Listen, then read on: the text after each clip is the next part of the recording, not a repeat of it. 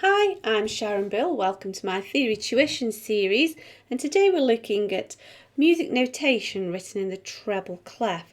There are lots of resources available to help you on my website if you go to sharonbill.com. If you go to the PDF information sheets, they're available in US letter or A4. And if you go to grade 1 PDF document, you'll find section D, which explains all about the notes of the treble clef. So please do access that to help you. It's all at sharonbill.com. Now, I think music notation is a beautiful thing in its own right. In fact, I have a habit of taking old defunct music copies and covering pieces of furniture with them. You can see a video where I've covered a bureau in music. I think it's a beautiful thing in its own right. However, ultimately, the aim of music notation is for music to be played and performed and listened to. So we really need to be able to understand music and also to write it neatly so that people can understand what it is we want. Some perhaps not so good examples of that are, here's a Beethoven orchestral score, which I think is less than easy to read. That's not a good example of how to write your music notation.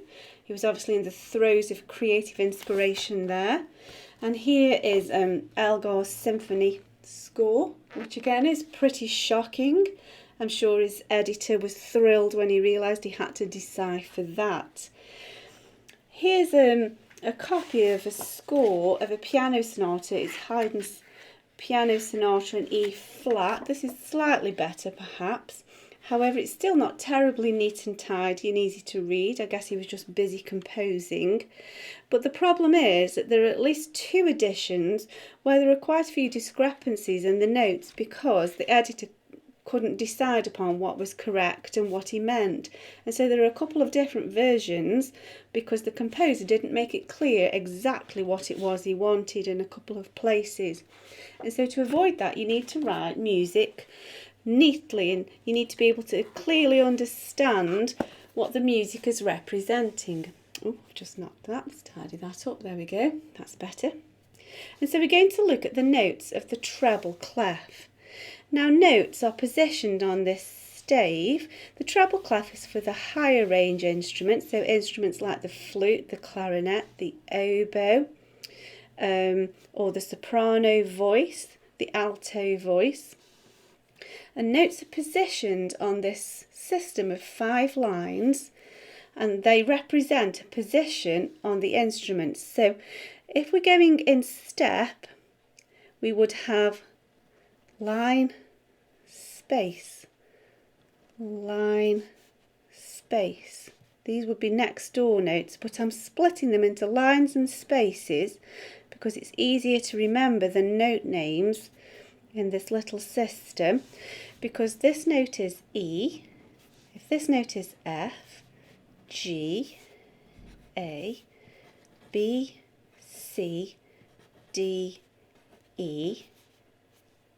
Oh, I've gone to the space. Talking about spaces, should be a line. There we are, line. F. And it's easier to remember these if you just remember a little poem. The lines are every good boy deserves football, or whatever poem helps you to remember it. Every green bus drives fast, or whatever works for you. And the spaces spell face. You'll notice that there are 2 notes F in different positions. We can keep extending. So if this one is F, the next space will be G, and we see there are now 2 G's. And notes only range from A, B, C, D, E, F and G, and then the cycle starts all over again, and so every note is repeated every 8th note. And so if we count between these, we've got 1, 2, 3, 4, 5, 6, 7, 8. They're an octave apart. 8 is octave, and they would be placed in higher. That's a higher F on the instrument than this lower F. And so we would just keep cycling around. This system of lines and spaces only represents a small part of the range. So if we need to extend it, we can use these like extension rungs. They're called ledger lines. And we just keep extending. So that would be A, G, A, B. Space, line, space, we go in a next door notes. It's just easier to remember. Every good boy says football for the lines and all cows eat grass for the spaces. You'll find that information on the PDF document in grade 1, section D on my website and the PDF documents. So that represents pitch. We can even go lower. Let's extend lower.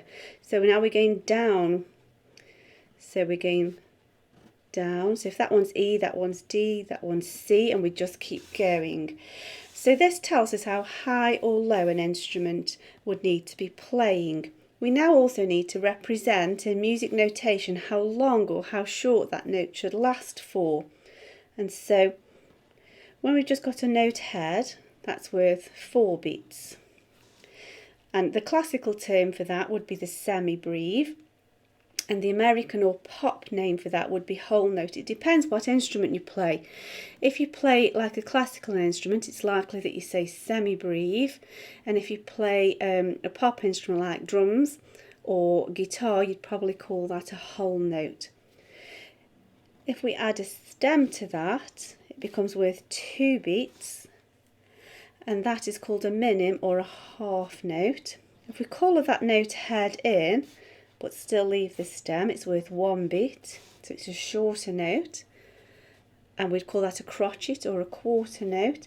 And we can now make it shorter again by adding a little tail on the end. That's worth half a beat, so we'd call that a quaver or an 1/8 note. And we can make it shorter again by adding another little tail on, and we could continue with that, and that would be called a semiquaver or a 16th note, and it's worth 1/4 of a beat in value. And the reason those American or pop names are handy is because we can see this hierarchy of how the whole note divides into 2 halves, which divides again into quarter notes, 1 beat each, and so on. We just keep dividing again and again. And so when we position these notes on the stave to represent a particular note in the range of the instrument, the middle line is the deciding line, and the stem can go either down on the left or up on the right. However, if a note goes above that, the stems must come down, and if a note goes below that, the stems must go up.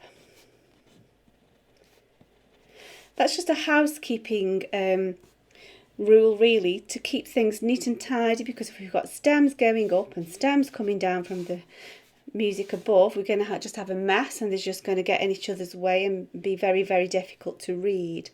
If we want to make these notes shorter, we add the tail. And there are also rules that show how we can join them together. So instead of having individual tails, we can see the groups joined together. And there are rules that help us to understand why, but in principle that's the essence of music notation.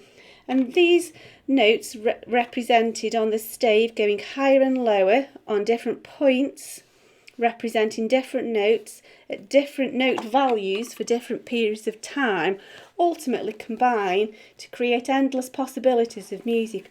And so although this music looks desperately complicated, it's really just lots and lots of different versions of notes going up and down the stave, representing different notes in the range, and then the rules of stems are applying so that the stems are kept neat and tidy, and the note values are reflected in whether the notes are coloured in or whether they're left open to show whether they are long notes or short notes. And in essence, that's basically everything that music theory begins with. Notation is very, very simple to understand to begin with. However, it's one of those where it's a minute to learn and a lifetime to master. There's always something new to learn. And so if that's whetted your appetite, I do recommend the ABRSM Grade 1 Music Theory and Practice Workbook. And there's a playlist on my website where you can access video tutorials to guide you through every single step, every single question of that music theory, so you can thoroughly get to grips with this music notation. And so if you go to my Grade 1 Music Theory playlist, it's all there for you to get you started, right from absolute beginner stuff through all the foundational aspects of music theory. And if you go to sharonbill.com, you'll find the PDFs with all the information that you need to know to understand how to read this music notation. So if you go to sharonbill.com, it's all there. I do hope that you've enjoyed it. I absolutely love music theory and I hope that you're enjoying it too. Give me a like and subscribe to my channel. There's loads more to come, so stay updated. Thanks for watching. I'll see you next time. Bye.